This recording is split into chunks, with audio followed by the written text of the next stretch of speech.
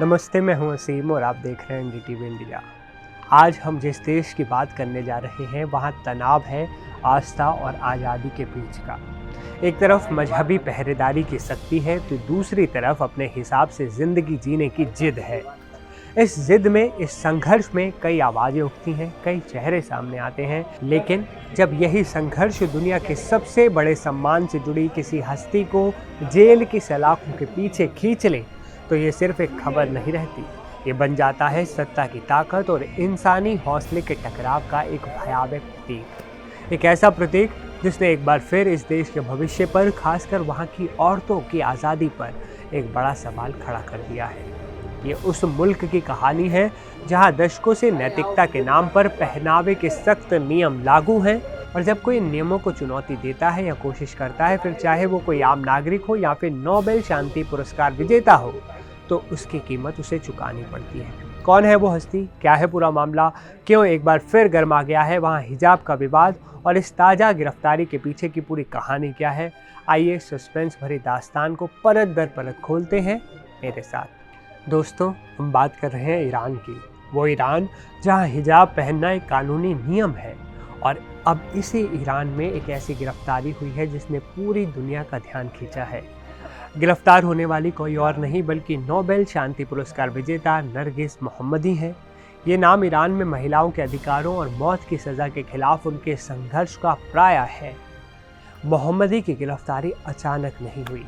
उनके समर्थक महीनों से इस बात को लेकर आशंकित थे कि उन्हें कभी भी गिरफ्तार किया जा सकता है, जेल में ठूसा जा सकता है, क्योंकि दिसंबर 2024 में चिकित्सा कारणों से उन्हें पेरोल मिली थी, लेकिन वो सिर्फ 3 हफ्तों की थी, जो बाद में कार्यकर्ताओं के दबाव के कारण बढ़ानी पड़ी मजबूरी में।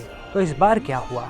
उनकी गिरफ्तारी उस वक्त हुई जब वो मशहद शहर में एक मानवाधिकार वकील की शोक सभा में शामिल हुई थी, जिनकी हाल ही में संदिग्ध परिस्थितियों में मौत हो गई थी।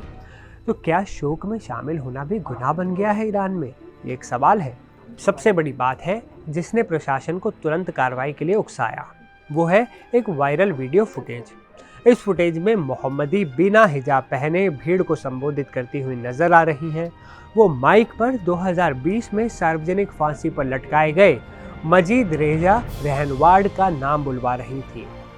एक तरह से ये खुले तौर पर सत्ता को चुनौती देने जैसा था।